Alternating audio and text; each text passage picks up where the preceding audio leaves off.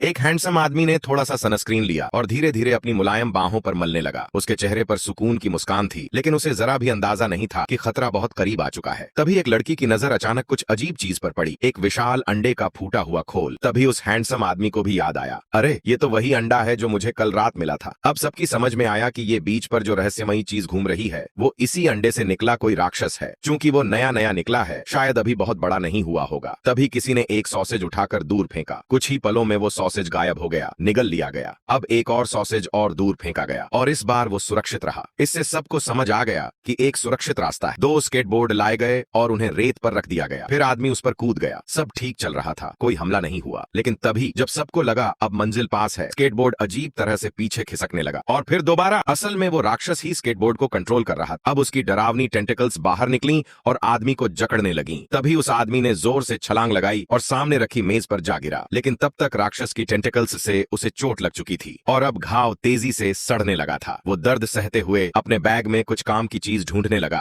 तभी एक केला जमीन पर गिरा। उसने झट से उसे उठाया, लेकिन हैरानी की बात यह थी कि राक्षस ने उस पर हमला नहीं किया। अब उसने सोच समझकर केले को फिर पास लाकर टेस्ट किया। फिर अचानक उसके चेहरे पर चमक आ गई। शायद कुछ समझ गया था। वो सीधे नीचे कूद गया और जैसा उसने सोचा था, राक्षस को आग से डर लगता है, क्योंकि वहीं पास में कल की पार्टी की जली हुई लकड़ियों का ढेर था। लेकिन तभी उसका घाव और भी सड़ने लगा और उसमें से तेज तरल पदार्थ निकलने लगा। वो दर्द से बेहाल होकर मेज पर ही बेहोश हो गया। अब स्केटबोर्ड भी धीरे धीरे राक्षस खींच कर ले जा रहा। लोग डर के मारे पीछे हट गए। अब उन्हें किसी और रास्ते से भागना था। वो सब धीरे से कार के पीछे की डिक्की की ओर गए, शायद कुछ काम की चीज मिल जाए। लेकिन राक्षस अब कार पर हमला करने लगा। कार हिलने लगी और एक औरत गिरते गिरते बची। उसे किसी ने पकड़ लिया। इसी बीच एक पुलिस की गाड़ी वहां आ पहुंची और कहानी ने फिर करवट ली।